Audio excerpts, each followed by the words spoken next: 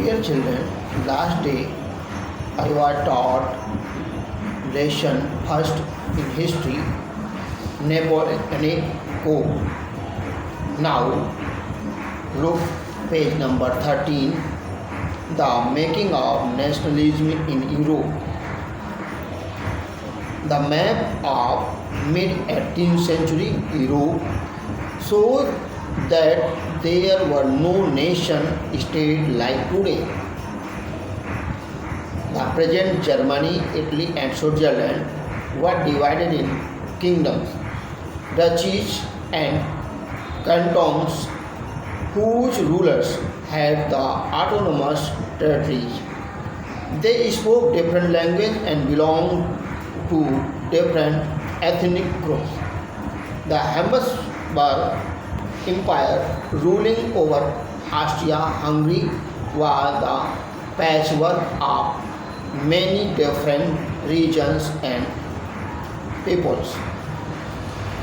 The only tie binding these diverse groups together was a common dedication to the emperor. Factors.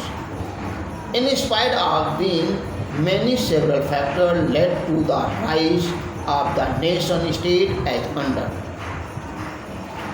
The rise of revolutionaries. Second, the spread of the ideology of liberalism. Third, the new spread of conservatism and the Treaty of Vienna. Fourth, the rise of new middle class. The aristocracy and new middle class. The layer at the apex was aristocracy. Aristocracy was a small but socially and politically dominant class and group on the continent.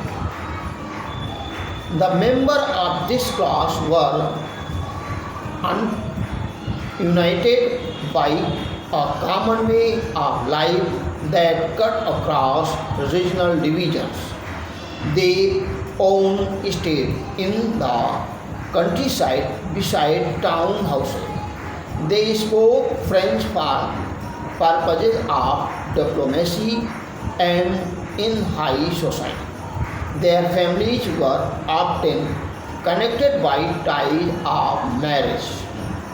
Second, on the other hand, the position was as under. First, the majority of the population was made up of peasantry. Second, the west and bulk of the land was framed by tenants and small owners. Third, the eastern and central Europe, the pattern of land holding was characterized by vast estates which were cultivated by serfs as a farmer.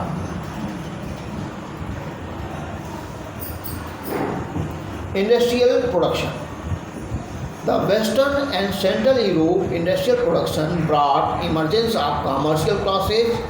First, in its wake, new social group came into being, a working class population and middle class made up of industrialists and businessmen professionals. Second, the Central and Western Europe, these groups were smaller in number till late 19th century.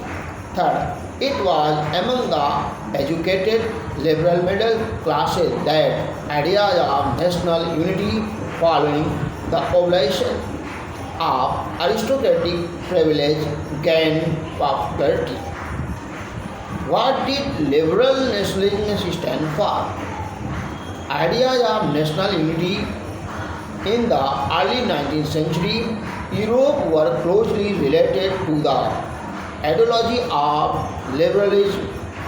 The new middle classes interpreted liberalism as freedom for the individual and equality of all before the law.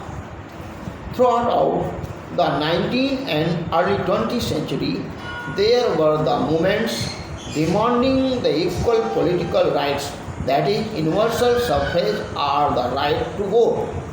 In France, the right to vote and to get elected was granted only to property owning person. Men without property and women were excluded from this right. In the economic sphere, liberalism stood for the following: a freedom of market.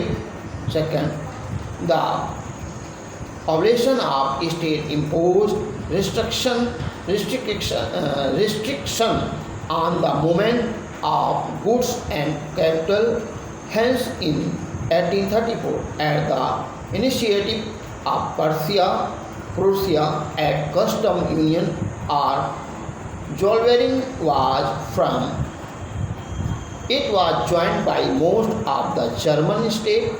The union obliged tariff barriers and reduced the number of currencies from over 30 to 2.